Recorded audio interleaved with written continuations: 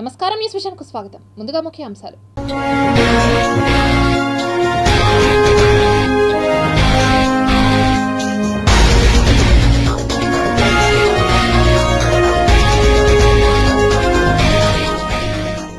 అంగారకుడిపై సూర్యగ్రహణం, ఆశ్చర్యంలో శాస్త్రవేత్తలు. ప్రపంచంలోనే మొట్టమొదటి సోలార్ సైకిళ్లు, అరుదైన ఘనత సాధించిన భారత్. ప్రారంభమైన అచ్యుత దేవరాయలు మార్గం, ట్రాఫిక్ ఫ్రీ జోన్ సిటీగా Tirupati. TTD chairman MLA Bhumana Karunakar Reddy వెల్లడి. చిత్తూరు జిల్లాలో ఏనుగుల భీభత్సం, రైతుకు తీవ్ర గాయాలు, ఆందోళన వ్యక్తం చేసిన రైతు సంఘం నేతలు. రాష్ట్రంలో విద్యుత్ సంస్కరణలు ముఖ్యమంత్రి వైఎస్ జగన్ కే సాధ్యమైంది. మంత్రి పెద్దిరెడ్డి రామచంద్రారెడ్డి స్పష్టీకరణ. ఆసక్తికరంగా మారిన DK Adikesavula family political journey. 2024 ఎన్నికల్లో అభ్యర్థిపై సర్వత్రా ఉత్కంఠ. తెలుగు జాతి ఆత్మ గౌరవాన్ని బీజేపీ ముందు చంద్రబాబు తాకట్టు పెట్టారు. టీడీపీ అధినేతపై తీవ్ర స్థాయిలో మండిపడ్డ కాంగ్రెస్ పార్టీ నేత చింతామోహన్.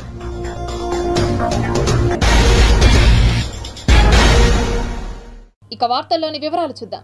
తిరుపతి ఎస్వీ జంతు ప్రదర్శనశాలలో విషాదం చోటు చేసుకుంది. సింహాలు ఉన్న ఎన్క్లోజర్లోకి దూకిన వ్యక్తిపై సింహం దాడి చేసి చంపేసింది. తిరుపతి శ్రీ వెంకటేశ్వర జంతు ప్రదర్శనశాలలోని లయన్ ఎన్క్లోజర్లోకి ఓ సందర్శకుడు దూకాడు. ఇదే సమయంలో ఎన్క్లోజర్లోని దొంగల్పూర్ అనే మగసింహం ఆ వ్యక్తిని నోట కరుచుకొని అతని ఒంటిపై ఉన్న ప్యాంటు షర్ట్ను లాగేసి మెడ భాగాన్ని కొరికేసింది. దీంతో ఆ వ్యక్తి తీవ్ర గాయాలకు గురై అక్కడికక్కడే మృతి చెందాడు. అక్కడే ఉన్న సందర్శకులు జూ సిబ్బందికి తెలపడంతో వారు సంఘటనా స్థలానికి చేరుకొని పోలీసులకు సమాచారం అందించారు. మృతుడు రాజస్థాన్కి చెందిన 38 సంవత్సరాల గుడ్జార్ ప్రహ్లాద్ గా గుర్తించారు. సింహంతో సెల్ఫీ తీసుకోవాలని ఎన్క్లోజర్లోకి దూకి యువకుడు ప్రాణాలు పోగొట్టుకున్నట్లు తెలుస్తోంది. దీనిపై పోలీసులు కేసు నమోదు చేసి దర్యాప్తు చేస్తున్నారు. మృతదేహాన్ని పంచనామా నిమిత్తం రుయా ఆసుపత్రికి తరలించారు. సో ఈరోజు సుమారు మధ్యాహ్నం 2:30 సమయంలో ఒక వ్యక్తి లయన్ ఎన్క్లోజర్, మన జూ పార్క్లో, తిరుపతి జూ పార్క్లో ఉన్న లయన్ ఎన్క్లోజర్లో అర్ధరాత్రిగా లోపలికి లయన్ ఎన్క్లోజర్ లోపలికి జంప్ చేసేసాడు. అప్పుడు ఒక లైన్ అయితే మనకి విజిటర్స్ కోసము డిస్ప్లేలో ఉంది, ఒక లైన్ ఎన్క్లోజర్లో ఉంది. ఈ సమయంలో అతను దూరిన తర్వాత లైన్ అనేది అతను అటాక్ చేయడం జరిగింది. దాని తర్వాత ఈ విషయం తెలిసిన వెంటనే మనం పోలీస్ వాళ్ళకి తెలియజేసాము.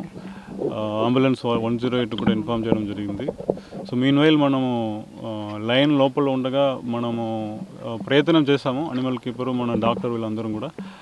మళ్ళీ మనం లైన్ని నైట్ హౌస్కి లాక్ చేయడం జరిగింది. తర్వాత పోలీస్ వాళ్ళు మేమందరం కలిసి ఎగ్జామిన్ చేసినప్పుడు అతను చనిపోయాడు.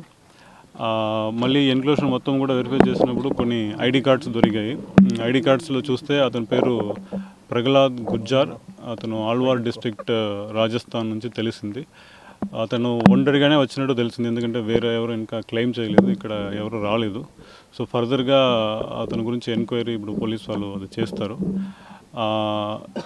ఇప్పుడు ఆ టైంలో ఎవరైతే సౌండ్ విని, విజిటర్స్ ఎవరైతే చూసారో సౌండ్ విని, మన అనిమల్ కీపర్ కూడా ఇక్కడ ఎన్క్లోజర్ రౌండ్స్లో ఉన్నప్పుడు ఒకరు నైట్ హౌస్ అంటే రెస్ట్రిక్టెడ్ ఏరియా అది, ఆ వైపుకి వెళ్ళినట్టు తెలిసింది. సో అతన్ని కాషన్ చేయడానికి అతను వెనకాల పరిగెత్తుకున్న అతనికి కాషన్ చేసినప్పటికీ నైట్ హౌస్ కార్నర్లో ఉన్న ఆ ఫెన్సింగ్లో ఆల్మోస్ట్ అది ఒక 6 to 8 feet ఫెన్సింగ్ ఉన్న ఎన్క్లోజర్కి దాని మీద ఎక్కేసి లోపలికి జంప్ చేశారు.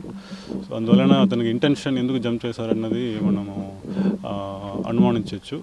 ఫర్దర్గా అతను విషయము ఇప్పుడు ఫర్దర్ ఇన్వెస్టిగేషన్లో తెలుస్తుంది. కానీ ఒకరు లోపలికి అన్ఆథరైజ్డ్ ఏరియాకు వెళ్ళి అంత హైట్ ఉన్న ఫెన్సింగ్ ఎక్కేసి జంప్ చేశారంటే వేరేదైనా ఇష్యూ ఉన్నట్టు అతనికి అనుమానిస్తుంది. ఈ విజిటర్స్ కోసం పెట్టినటువంటి లైన్ ఎన్క్లోజర్లోకి ఒక వ్యక్తి అన్ఆథరైజ్డ్గా ఫెన్సింగ్ జంప్ చేసి లోపలికి ప్రవేశించడం జరిగింది. దాని మీద లైన్ అటాక్ చేసి అతన్ని చంపింది. దాని మీద మాకు ఇన్ఫర్మేషన్ తెలియగానే మేము మా స్టాఫ్ అంతా వచ్చాము. అది ఇన్వెస్టిగేషన్ చేస్తున్నాము. ఫర్దర్ డీటెయిల్స్ మీకు త్వరలోనే అప్డేట్ చేస్తాం. పొంగనూరులో విద్యుత్ శాఖ ద్వారా 14.50 కోట్ల రూపాయలతో పలు అభివృద్ధి కార్యక్రమాలను ప్రారంభోత్సవం చేశారు రాష్ట్ర విద్యుత్, అటవీ, పర్యావరణ, శాస్త్ర సాంకేతిక, భూగర్భ గనుల శాఖ మంత్రి పెద్దిరెడ్డి రామచంద్రారెడ్డి. రాష్ట్రంలో విద్యుత్ శాఖలో పలు సంస్కరణలను రాష్ట్ర ముఖ్యమంత్రి వైఎస్ జగన్మోహన్ రెడ్డి అమలు చేస్తున్నారని రాష్ట్ర విద్యుత్, అటవీ, పర్యావరణ, శాస్త్ర సాంకేతిక, భూగర్భ గనుల శాఖ మంత్రి పెద్దిరెడ్డి రామచంద్రారెడ్డి అన్నారు. గురువారం పొంగనూరులో విద్యుత్ శాఖ ద్వారా 14.5 కోట్ల రూపాయలతో 33/11 kV సబ్స్టేషన్లు, సోలార్ పవర్ ప్లాంట్ వంటి పలు అభివృద్ధి కార్యక్రమాలను రాష్ట్ర విద్యుత్, అటవీ, పర్యావరణ, శాస్త్ర సాంకేతిక, భూగర్భ గనుల శాఖ మంత్రి పెద్దిరెడ్డి రామచంద్రారెడ్డి ప్రారంభించారు. ఈ కార్యక్రమంలో మంత్రి వెంట చిత్తూరు ఎంపీ రెడ్డప్ప, ప్రజాప్రతినిధులు పాల్గొన్నారు. ప్రతి సంవత్సరం కూడా 1,20,00,000 మున్సిపాలిటీకి ఈ ఎనర్జీ దీని మీద సేవింగ్స్ వస్తుంది. మరి ఇది ఒక మా జిఎం గారు చెప్తా ఉన్నారు, రెడ్డి గారు, ఇది రాష్ట్రంలోనే మోడల్ ప్రాజెక్టుగా చేశాము. మిగతా మున్సిపాలిటీస్ అన్నిటికి కూడా ఇలాంటి ప్రపోజల్స్ తీసుకొస్తామని చెప్పి మంచిదే. ఎనర్జీ సేవింగ్స్ కింద మనం ఎంతైనా కూడా ఖర్చు చేయొచ్చు. అదే కాకుండా దీర్ఘకాలికంగా మనకు ప్రతి సంవత్సరం కూడా 1,20,00,000 మిగులుతూ ఉందంటే ఇది ఒక దాదాపు 25-30 సంవత్సరాలు ఈ ప్లాంట్ పనిచేస్తుంది. ఈ 30 సంవత్సరాల్లో కూడా దాదాపు 30 కోట్లు, 36 కోట్లు, 37 కోట్లు మనం సేవ్ చేస్తాం. ఇలాంటి ప్రయోగం అన్ని మున్సిపాలిటీస్లో కూడా జరిగితే బాగుంటుందని చెప్పి నేను తెలియజేస్తాను. నగరి ప్రజలు సంపూర్ణ ఆరోగ్యకరమైన జీవనాన్ని పొందేలా నియోజకవర్గంలో తుడా పార్కులను ఏర్పాటు చేస్తున్నట్లు రాష్ట్ర మంత్రి ఆర్కే రోజా తెలిపారు. నగరి పట్టణంలో 80 లక్షల రూపాయలతో ఏర్పాటు చేసిన వైఎస్ఆర్ తుడా పార్క్ను రాష్ట్ర మంత్రి ఆర్కే రోజా ముఖ్య అతిథిగా విచ్చేసి ప్రారంభించారు. యువత ప్రతిరోజు వ్యాయామం చేయడం ద్వారా ఆరోగ్యంగా ఉంటారని ఆమె అన్నారు. పుత్తూరు, వడమాలపేటలలో ఇప్పటికే పార్కులను ప్రారంభించగా ప్రస్తుతం నగరిలో నూతనంగా ప్రారంభించామని చెప్పారు. ఏపీలో చిత్తూరు జిల్లాలోని పలు ప్రాంతాల్లో ఏనుగులు తరచుగా జనవాసాల్లోకి వస్తూ స్థానికులను, రైతులను తీవ్ర ఇబ్బందులకు గురిచేస్తున్నాయి. తిరుపతి జిల్లా చంద్రగిరి మండలం కండ్రిగా గ్రామంలో బుధవారం రాత్రి తన తోట వద్ద కాపలాగా ఉన్న ఓ రైతుకు అడవి ఏనుగుల గుంపు దాడిలో తీవ్ర గాయాలయ్యాయి. రైతు మనోహర్ రెడ్డిని ఇతర రైతులు రక్షించారు. అటవీశాఖ అధికారులకు సమాచారం అందించి తీవ్ర గాయాల పాలైన అతన్ని చికిత్స నిమిత్తం తిరుపతిలోని రుయా ఆసుపత్రికి తరలించారు. రిజర్వ్ ఫారెస్ట్ ప్రాంతానికి సమీపంలో ఉన్న తన తోటలో రైతు కాపలాగా ఉన్నాడు. అతని కుడి చేతికి ఫ్రాక్చర్తో పాటు అనేక గాయాలయ్యాయి. రుయా ఆసుపత్రిలో కోలుకుంటున్నట్లు అటవీశాఖ వర్గాలు తెలిపాయి. చిన్న రామాపురం గ్రామ పంచాయతీలోని యామలపల్లి, కొండ్రెడ్డి కండ్రిగలోని ఎక్కువగా పండ్ల తోటలను లక్ష్యంగా చేసుకుని గత 20 రోజులుగా సుమారు 17 అడవి ఏనుగుల గుంపు భీభత్సం సృష్టిస్తున్నట్లు రైతులు తెలిపారు. గత 20 రోజులుగా జంబోలా మంద ఆహారం, నీటి కోసం జనవాసాల్లోకి వస్తూ అరటి, ఇతర తోటలు, రిజర్వ్ చేయబడిన అటవీ ప్రాంతాలకు దగ్గరగా ఉన్న మానవ నివాసాలను లక్ష్యంగా చేసుకుంది. గ్రామస్తులు పండ్ల తోటలను సందర్శించి వ్యవసాయం చేయలేకపోతున్నారని, అడవి ఏనుగులను తిరిగి అడవుల్లోకి పంపించేయాలని రైతులు అటవీ శాఖను కోరారు. చంద్రగిరి మండలంలో ఒక రైతు మీద దాడి చేసి అతని గాయాల పాలయ్యి రుయా హాస్పిటల్ పాలైన పరిస్థితి. ఇదే విధంగా ఏనుగులు కంటిన్యూగా దాడి చేస్తే ఎవరు కూడా భూముల్లో ఉండరు. ఫారెస్ట్ అధికారులు ఇప్పటికైనా చర్య తీసుకుని ఏనుగులను అడవుల్లోకి పంపిస్తారా లేదా వాటిని ఏమన్నా తోదముట్టించాలా అనేది మీరే తేల్చుకోవాలి. రైతులు ఈ విధంగా ఉంటే పంటలు ఏ విధంగా కాపాడుకుంటారు? ఎన్నో ఏండ్లు కష్టపడి పంట పెట్టి పండ్ల తోటలు పెంచితే ఈరోజు ఉన్న ఫలానా వచ్చి పంటలు నష్టము, అదేవిధంగా మనుషులను కూడా చంపేస్తూ ఉంటే ఈ అధికారులకు ఏమీ కూడా పట్టని పరిస్థితి. మొన్నటికి మొన్న మా నాన్నగారి పొలంలో కూడా ఫెన్సింగ్ మొత్తం కూడా ధ్వంసం చేసిన పరిస్థితి ఐరాల మండలంలో. ఈ విధంగా కంటిన్యూగా దీనికోసం తిరగలేక, ఈ నష్టపరిహారం కోసం తిరగలేక రైతులు వాళ్ళ పని వాళ్ళు చేసుకునే పరిస్థితులు ఉన్న గిట్టుబాటు ధర లేక రైతులు ఇబ్బంది పడతా ఉంటే ఏనుగుల దాడితో రైతులు కొనారిల్లిపోతున్నారు. జూనియర్ డాక్టర్లకు పెండింగ్ లో ఉన్న జీత భత్యాలను వెంటనే చెల్లించాలని, లేకుంటే పూర్తి స్థాయిలో తమ సేవలను నిలుపుదల చేస్తామని తిరుపతి రుయా ప్రభుత్వ ఆసుపత్రి జూనియర్ డాక్టర్లు హెచ్చరించారు. తిరుపతి రుయా ఆసుపత్రి జూనియర్ డాక్టర్లు విధులను బహిష్కరించి నిరసనకు దిగారు. ప్లకార్డులను ప్రదర్శిస్తూ ఆందోళనకు దిగారు. పెండింగ్ లో ఉన్న 6 నెలల జీతాలను వెంటనే చెల్లించాలని డిమాండ్ చేశారు. మేము ఎస్వీఆర్ఆర్ జీజీహెచ్ హాస్పిటల్లో జూనియర్ డాక్టర్స్గా వర్క్ చేస్తున్నాము. మాకు గత 5 నెలలుగా స్టైఫండ్స్ రావట్లేదు. ఈ నెలతో కలిపి 6 నెలలు పూర్తిగా ఇంతవరకు మాకు స్టైఫండ్స్ రాలేదు. మేము ఆల్రెడీ 10 days బ్యాక్ మేము సూపరింటెండెంట్కి రిప్రజెంటేషన్ ఇచ్చాము. సార్ మాకు ఇట్లా స్టైఫండ్స్ రావట్లేదు అని చెప్పి మేము చూస్తాము అని చెప్పారు. కానీ వాళ్ళ దగ్గర నుంచి మాకు ఎటువంటి రెస్పాన్స్ లేదు. 1 week బ్యాక్ కూడా మేము వెళ్ళి రిప్రజెంటేషన్ ఇస్తే మా తరఫున ఏం లేదు, అంత అకౌంట్స్ ఫ్రీజ్ అయి ఉన్నాయి, మేము ఇంకేం చేయలేము అని చెప్తున్నారు. ఈ స్ట్రైక్ అనేది మాకు ఒక నోటీస్ వచ్చేంత వరకు మేము ఖచ్చితంగా స్టైఫండ్స్ పడతాయి మాకు లేదని అడిగితే, దీని పరంగా అడిగితే మేము చేసేది అయితే ఏం లేదు, పైన అన్ని అకౌంట్స్ అన్ని ఫ్రీజ్ అయ్యాయి అని చెప్పారు. సో దీనివల్ల మాకు 6 monthsగా స్టైఫండ్స్ పడకపోవడం అనేది చాలా ఇబ్బందికరంగా అయితే ఉంది. మేము చాలా వరకు డ్యూటీస్ కోసమని ఎక్కడెక్కడ రూరల్ ఏరియాస్కి అని వెళ్తూ ఉంటాము. దానికి కూడా వెళ్ళేదానికి కూడా మా ఓన్ పర్సనల్ ఎక్స్పెన్సెస్తోనే అక్కడికి వెళ్తూ ఉంటాం. శుక్రవారం జరిగే బంద్ను విజయవంతం చేయాలని కోరుతూ నగరంలో స్కూటర్ ర్యాలీ నిర్వహించారు. దేశవ్యాప్తంగా కార్మిక సంఘాలు, వామపక్ష పార్టీలు, రైతు సంఘాలు ఫిబ్రవరి 16వ తారీఖున పారిశ్రామిక కార్మికుల సమ్మె గ్రామీణ బంద్కు పిలుపునిచ్చాయి. ఆ బంద్లో భాగంగానే ఈరోజు తిరుపతి నగరంలో ఉన్నటువంటి సిఐటియు రైతు సంఘం ఆధ్వర్యంలో ఈరోజు స్కూటర్ ర్యాలీ నిర్వహిస్తున్నాం. రేపు జరగబోయేటటువంటి గ్రామీణ బంద్ను, పారిశ్రామిక సమ్మెను జయప్రదం చేయాలని చెప్పి ఈరోజు ర్యాలీ నిర్వహిస్తూ ఉన్నాం. ఈరోజు బీజేపీ ప్రభుత్వం అధికారంలోకి వచ్చి దాదాపు 10 ఏళ్ళు అయిపోతా ఉంది. 10 సంవత్సరాలు గడుస్తున్నా ఈరోజు కార్మికులు కనీస వేతనం అమలవుతున్న పరిస్థితి ఈరోజు లేకుండా ఉన్న పరిస్థితి ఉంది. ప్రతి సంవత్సరం 2 కోట్ల ఉద్యోగాలు ఇస్తున్నటువంటి నరేంద్ర మోడీ ఈరోజు కనీసం ఒక ఉద్యోగం ఇవ్వకుండా ఉద్యోగస్తులందరూ కూడా గవర్నమెంట్ ఉద్యోగస్తులందరూ ఇంటికి పంపించే కార్యక్రమం చూస్తున్నారు. బిఎస్ఎన్ఎల్, పోస్టల్, ఎల్ఐసి మొత్తం ప్రభుత్వ రంగ సంస్థలన్నీ కూడా అదాని, అంబానీ లాంటి వాళ్ళకు అప్పచెప్పేస్తున్న కార్యక్రమం చేపడుతున్నారు. కాబట్టి ఈ మోడీ విధానాలకు వ్యతిరేకంగా ఈరోజు సిఐటియు, రైతు సంఘము, వామపక్ష పార్టీలన్నింటి పిలుపు మేరకు రేపు జరిగే బంద్లో తిరుపతిలో ఉన్నటువంటి ప్రజలందరూ కూడా, కార్మికులు ప్రజలందరూ కూడా స్వచ్ఛందంగా విధుల్లోకి వచ్చి ప్రపంచంలోనే మొట్టమొదటిసారిగా సోలార్ సైకిళ్లను వినియోగంలోకి తీసుకొచ్చింది భారతదేశం. ఒకనాడు శ్వేత విప్లవానికి నాంది పలికాం. ఇప్పుడు పెడలింగ్ పరివర్తనకు శ్రీకారం చుడుతున్నాం. ఇందులో సూర్యుని కూడా భాగం చేస్తున్నాం. దేశీయంగా అభివృద్ధి చేయబడిన సోలార్ సైకిళ్లు ప్రపంచంలోనే మొట్టమొదటిసారిగా భారతీయులు తయారు చేస్తున్నారు. ఇందులో ప్రత్యేకత ఏంటంటే దీనిని సైకిల్లా తొక్కచ్చు.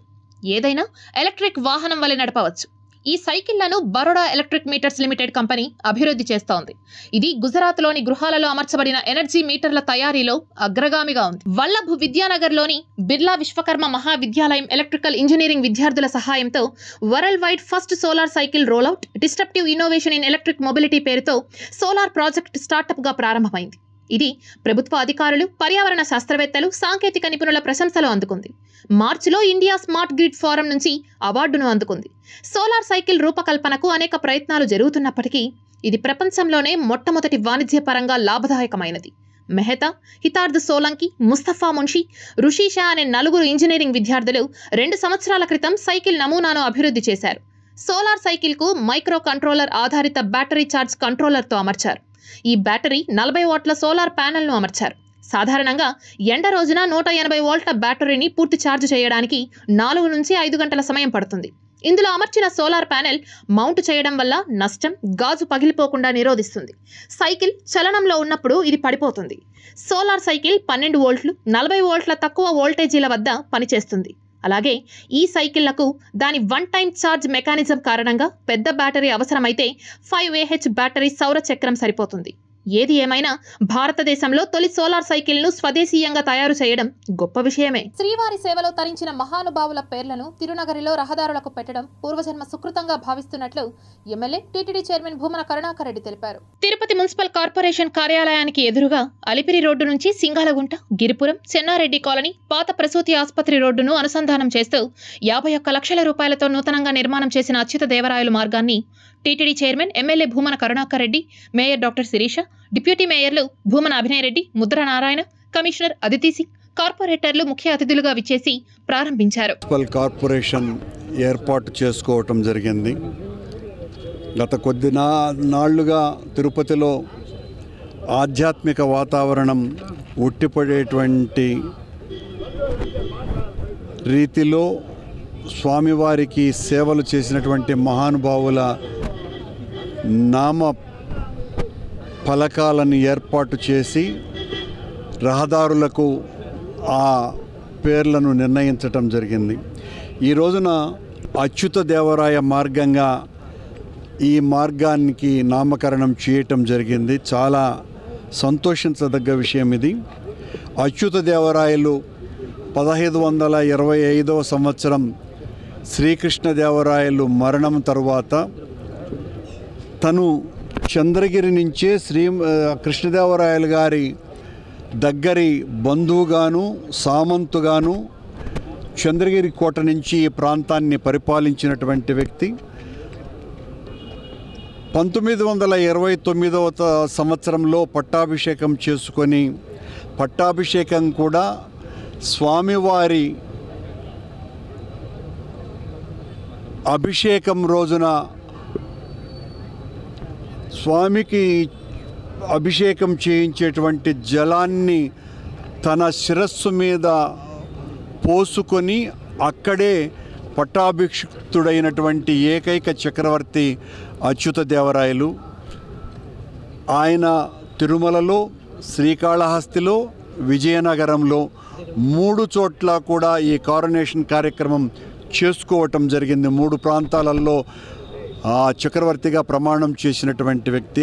ఆయన కాలంలో కృష్ణదేవరాయల కాలం నాటి కంటే కూడా మరింత ఎక్కువగా ధన, స్థలాలు, పొలాలు ఇవన్నీ కూడా పెద్ద ఎత్తున స్వామివారికి దానాలు ఇచ్చినటువంటి సందర్భం అతి ఎక్కువగా అచ్యుతదేవరాయల కాలం నాడే జరిగింది. అచ్యుతదేవరాయల కాలంలో ఆ రాజు మాత్రమే కాకుండా ఆ కాలంలో ఉన్నటువంటి సామంతులు, ధనికులు అందరూ కూడా అచ్యుతదేవరాయల కాలంలో ఇచ్చినంత దానాలు మళ్ళీ ఇప్పటి వరకు కూడా అంత పెద్ద ఎత్తున ఏ కాలంలోనూ కూడా జరగదు. ఊరి బాగు కోసం పనిచేసే తన వైపు ప్రజలు నిలబడాలని వైకాపా ఎమ్మెల్యే అభ్యర్థి భూమన అభినయ్ రెడ్డి కోరారు. తిరుపతి సామవాయి రోడ్డులోని ముత్యాలమ్మ ఆలయం వద్ద ఆటో యూనియన్ డ్రైవర్లు ఏర్పాటు చేసిన ఆత్మీయ సమావేశానికి ముఖ్య అతిథిగా డిప్యూటీ మేయర్ వైకాపా ఎమ్మెల్యే అభ్యర్థి భూమన అభినయ్ రెడ్డి హాజరై ప్రసంగించారు. ఇది 40 అడుగుల రోడ్డుగా శ్రీనివాసం వెనక వైపు నుండి శ్రీనివాసంలో కూడా పోతుంది. మొత్తంగా ఆ కాంపౌండ్ అంతా వెనక్కి జరిపి మన డిబిఆర్ హాస్పిటల్ రోడ్డుకు కనెక్ట్ కాబోతుంది. ఇది కొత్త 40 అడుగుల రోడ్డు వస్తుంది. ఇంకా 3 నెలల తర్వాత మీకు ఈ రోడ్డు మనమే ఈ చెట్టు కింద కూర్చొని మాట్లాడినామా అని అంటే గుర్తుపట్టలేనటువంటి పరిస్థితుల్లో మారిపోతుంది. కేవలం ఈ 18 మాస్టర్ ప్లాన్ రోడ్లకే నేను ఈ మహాయజ్ఞాన్ని ఆపేస్తానని మీరు అనుకుంటే చాలా పొరపాటు. ఇంకా 14 మాస్టర్ ప్లాన్ రోడ్ల అవసరం ఈ ఊరికి ఉంది.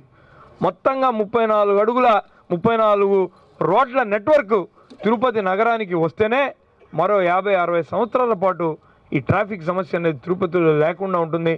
ఎవరు ఎక్కడికి ఏ రకంగా మూవ్ అవ్వాలన్నా కూడా నగరంలో సునాయాసంగా ప్రయాణించగలిగేటటువంటి అవకాశం కలుగుతుందని చెప్పి నేను మీతో పంచుకుంటున్నాను.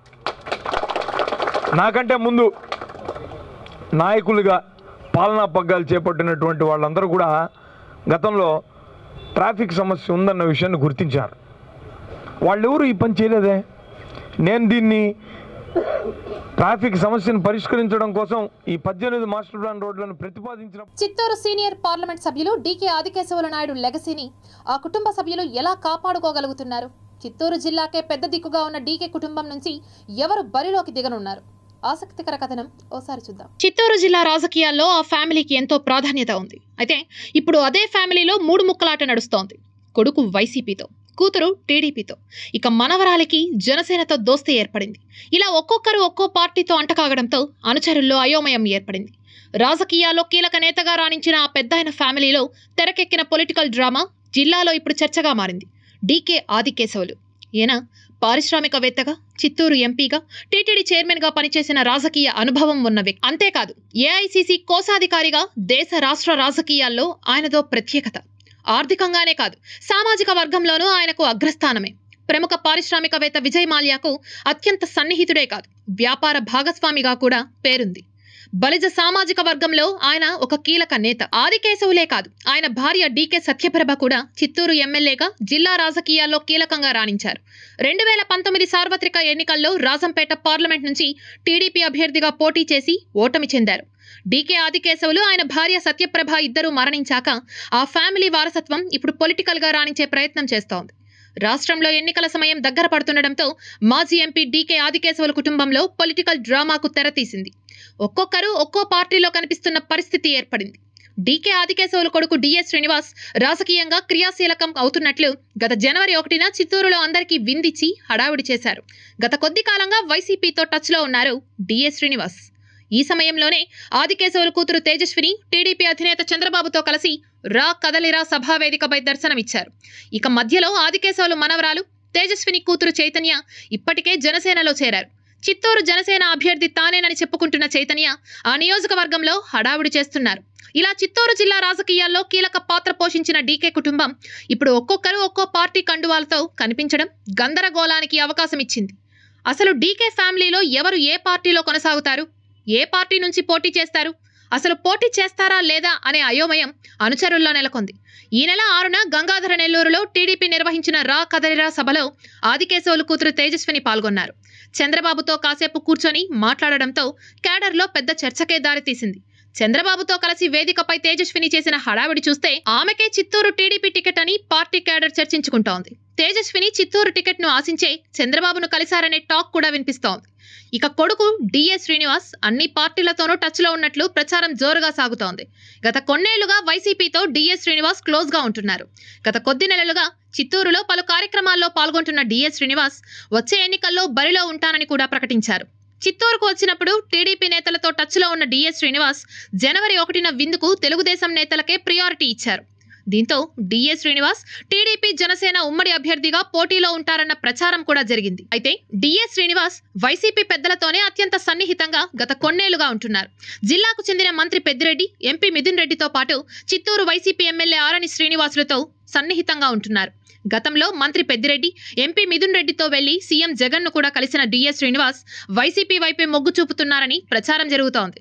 అయితే ఇప్పుడు డిఎస్ శ్రీనివాస్ పొలిటికల్ గా మౌనం పాటిస్తుండగా ఆయన మేనకోడలు డీకే ఆదికేశవులు మనవరాలు చైతన్య హడావిడి చేస్తున్నారు. ఈ మధ్యనే పవన్ కళ్యాణ్ తో కలిసి జనసేన పార్టీలో చేరిన చైతన్య చిత్తూరు జనసేన ఎమ్మెల్యే అభ్యర్థి తానేనని చెప్పుకుంటున్నారు. ఆ పార్టీ క్యాడర్ తో సమావేశమవుతున్న చైతన్య నాగబాబు, నాదెండ్ల మనోహర్ ను కూడా కలిశారు. ఇలా ఒక్కొక్కరు ఒక్కో పార్టీ కండువాతో కనిపిస్తుండడం ఆదికేశవులు ఫ్యామిలీ అనుచరులకు అంతుపట్టని రాజకీయ వ్యూహంగా మారింది. అసలు డీకే ఫ్యామిలీ చిత్తూరు పాలిటిక్స్ లో యాక్టివ్ గా మారబోతోందా లేదా అన్నది $1 మిలియన్ ప్రశ్నగా మిగిలిపోయింది. తిరుపతిలో అసాంఘిక కార్యకలాపాలకు పాల్పడితే ఉక్కుపాదంతో అణచివేస్తామని, బహిరంగంగా మాదక ద్రవ్యాలు సేవిస్తే ఉపేక్షించేదే లేదని యూనివర్సిటీ సర్కిల్ ఇన్స్పెక్టర్ మురళీమోహన్ హెచ్చరించారు. విజిబుల్ పోలీసింగ్ లో భాగంగా తిరుపతిలోని వివిధ ప్రాంతాల్లో పోలీసులు పర్యటించారు. రాత్రి వేళల్లో గుంపులుగా తిరగరాదని, బహిరంగ ప్రదేశాల్లో మద్యం సేవించరాదని, అలాంటి వారిపై చట్టపరమైన చర్యలు తీసుకుంటామని యూనివర్సిటీ సిఐ మురళీమోహన్ హెచ్చరించారు. యూనివర్సిటీ పరిధిలోని అన్ని కాలనీల్లో మన ఓపెన్ డ్రింకింగ్ అంటే ఎవరైనా బహిరంగ ప్రదేశాల్లో మద్యం తాగే వారి మీద కఠిన చర్యలు తీసుకుంటున్నాము. నిన్న కూడా ఒక 12 మంది మీద కేసులు పెట్టడం జరిగింది. ఈరోజు ఇప్పటివరకు ఒక 5 మందిని పట్టుకోవడం జరిగింది. ఎవరైనా కానీ బహిరంగ ప్రదేశాల్లో మద్యం సేవిస్తే ఖచ్చితంగా వాళ్ళ మీద కేసులు నమోదు చేసి కోర్టులో హాజరుపరచడం జరుగుతుంది. అట్నే గంజాయి కానీ, తర్వాత ఎవరైనా రౌడీ బ్యాచ్ కానీ రాత్రిపూట రోడ్ల మీద న్యూసెన్స్ చేసే వాళ్ళ మీద కూడా కఠిన చర్యలు తీసుకుంటాము.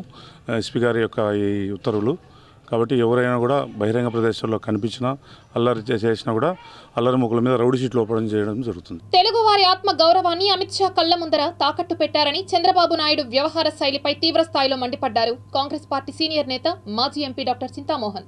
అలానే మెగాస్టార్ చిరంజీవికి మంచి భవిష్యత్తు ఉందని, కాంగ్రెస్ పార్టీ తరపున ముఖ్యమంత్రిగా అవకాశాలు ఉన్నాయని ఆయన జోష్యం చెప్పారు. కాంగ్రెస్ కావాలని అందరూ కోరుకుంటున్నారు. ఎవరు కోరుకుంటున్నారు?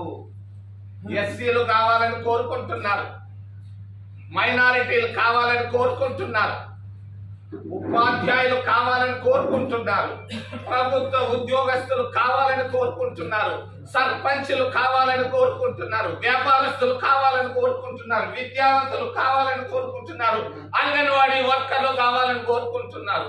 ఈ రాష్ట్రంలో అందరూ కాంగ్రెస్ కాంగ్రెస్ కాంగ్రెస్ కాంగ్రెస్ అంటున్నారు. మరి ఇదే పరిస్థితి. జయలలిత లాగా ఆంధ్రప్రదేశ్ లో ఒక మహిళ ముఖ్యమంత్రి కాకూడదా అని అంటున్నారు. షర్మిలమ్మను ముఖ్యమంత్రిగా చూడాలన్నటువంటి మహిళలు అన్ని పార్టీల్లో మొదలైనాయి. ఇది ప్రజల్లో గుబులు మొదలైంది.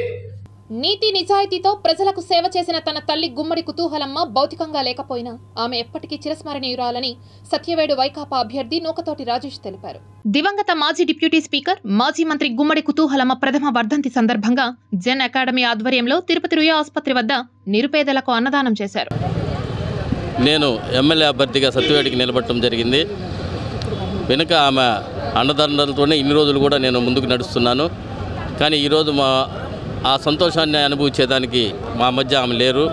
ఇది నేను వచ్చిన దానికి సంతోషపడాలో, ఆమె లేరని బాధపడాలో నాకు తెలీదు.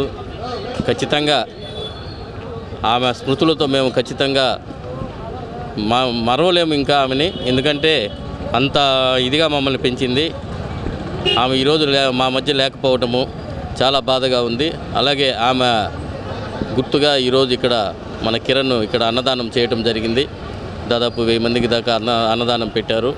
ఖచ్చితంగా ఆమె ఆశయాల్ని, ఆమె స్మృతుల్ని మేము ముందుకు తీసుకెళ్తామని, ఆమె ఆశయాలను మేము ఖచ్చితంగా పాటిస్తామని, నీతి నిజాయితీని నేర్చుకున్నాం కాబట్టి అన్ని రాజకీయాల్లో కూడా ఖచ్చితంగా గెలిచి నీతి నిజాయితీగా బతుకుతానని పంగులూరి సీతమ్మ ఆస్తులు శ్రీ వాసవి కన్యకా పరమేశ్వరి ఆలయానికి సంబంధించినవేనని సుప్రీంకోర్టు తీర్పును ఇవ్వడం శుభపరిణామమని తిరుపతి ఆర్యవైశ్య సంఘం గౌరవ అధ్యక్షులు జక్కా సుబ్బరాజు తెలిపారు. తిరుపతి కొత్త వీధిలోని ఆర్యవైశ్య సంఘం కార్యాలయంలో ఏర్పాటు చేసిన విలేకరుల సమావేశంలో ఆయన మాట్లాడారు. ఈరోజు ఆ 2 కేసులు డిస్మిస్ చేసేసి మన అమ్మవారికి సక్సెస్ అయింది కేసు. చాలా అదృష్టము. అన్నిటికన్నా ముఖ్యమైన అమ్మవారి శక్తి ఎక్కడ అంటే ఈరోజు ఈరోజు 2 రోజులు వాళ్ళ పంగులూరు వాళ్ళ తరఫున వాళ్ళ అడ్వకేట్ వాదించినాడు. కనీసం జడ్జి గారు మన వాదనలు వినలేదు, గోపి వాళ్ళ అడ్వకేట్ వాళ్ళ వాదనలు వినలేదు, అక్కడికే కేసు డిస్మిస్ చేసినారు. 2 అనుకూలం అయిపోయింది. మనం అందరం ఇప్పుడు కలిసిమెలిసి మన భూమిని మనము అభివృద్ధి చేసుకుంటే చాలా సంతోషమని భావిస్తున్నాం. దీనికి సహకరించినటువంటి మన ఆర్యవైశ్యులకు, న్యాయవాదులకు, ప్రతి ఒక్కరికి మా తరఫున ధన్యవాదాలు తెలుపుతున్నాను.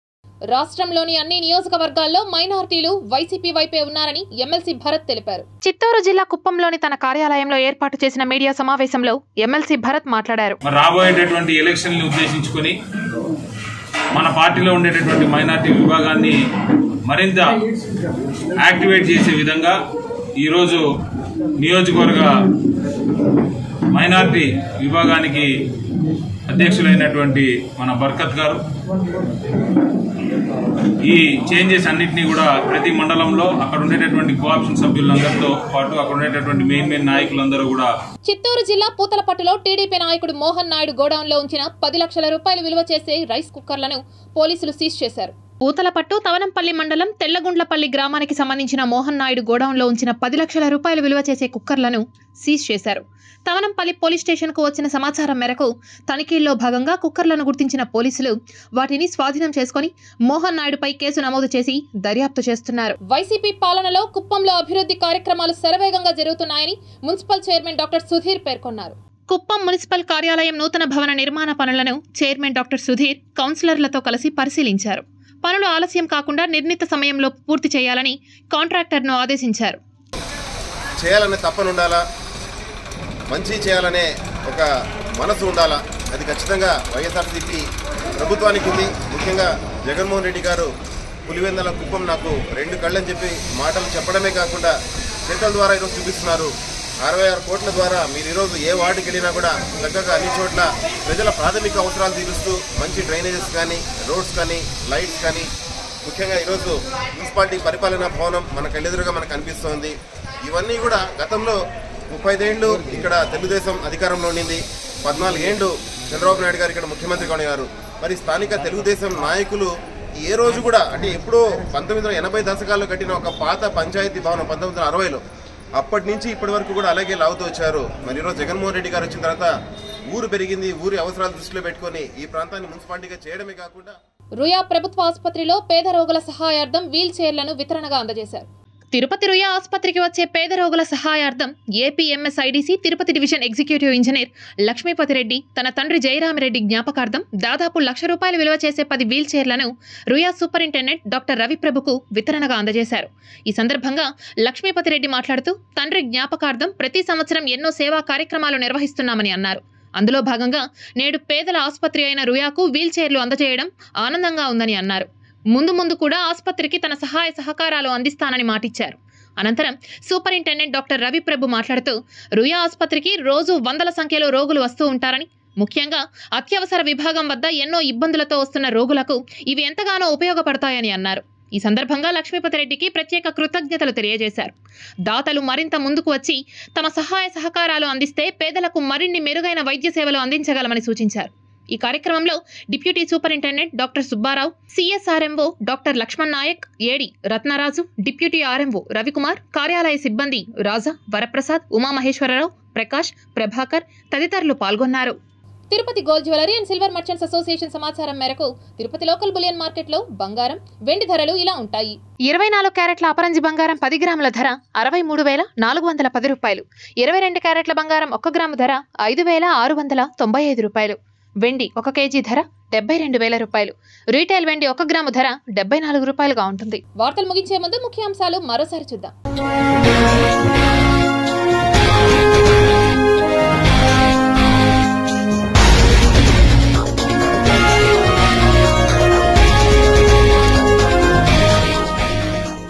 అంగారకుడు సూర్యగ్రహణం, ఆశ్చర్యంలో శాస్త్రవేత్తలు. ప్రపంచంలోనే మొట్టమొదటి సోలార్ సైకిళ్లు, అరుదైన ఘనత సాధించిన భారత్. ప్రారంభమైన అచ్యుత దేవరాయలు మార్గం, ట్రాఫిక్ ఫ్రీ జోన్ సిటీగా Tirupati. TTD chairman MLA Bhumana Karunakar Reddy వెల్లడి. చిత్తూరు జిల్లాలో ఏనుగుల భీభత్సం, రైతుకు తీవ్ర గాయాలు, ఆందోళన వ్యక్తం చేసిన రైతు సంఘం నేతలు. రాష్ట్రంలో విద్యుత్ సంస్కరణలు ముఖ్యమంత్రి వైఎస్ జగన్ కే సాధ్యమైంది. మంత్రి పెద్దిరెడ్డి రామచంద్రారెడ్డి స్పష్టీకరణ. ఆసక్తికరంగా మారిన DK Adikesavula family political journey. 2024 ఎన్నికల్లో అభ్యర్థిపై సర్వత్రా ఉత్కంఠ. తెలుగు జాతి ఆత్మ గౌరవాన్ని బీజేపీ ముందు చంద్రబాబు తాకట్టు పెట్టారు. టీడీపీ అధినేతపై తీవ్ర స్థాయిలో మండిపడ్డ కాంగ్రెస్ పార్టీ నేత చింతామోహన్.